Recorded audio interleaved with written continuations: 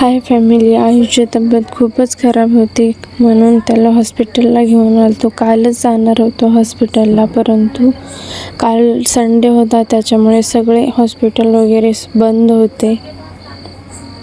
आम्हाला यायला खूपच उशीर झालता, दुपार झालते, त्यामुळे डॉक्टर पण नव्हते हॉस्पिटलमध्ये. डॉक्टर जेवण करायला गेलते वाटतं. आयु खूप बोर होत होता, इकडून तिकडे फिरतच होता.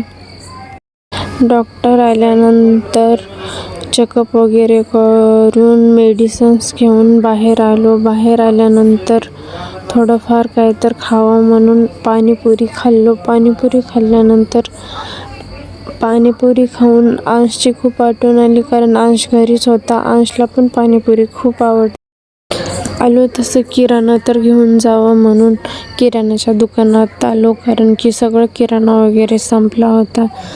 किराणा वगैरे घेतलं, त्यानंतर थोडा भाजीपाला वगैरे घेऊन नंतर घरी आलो.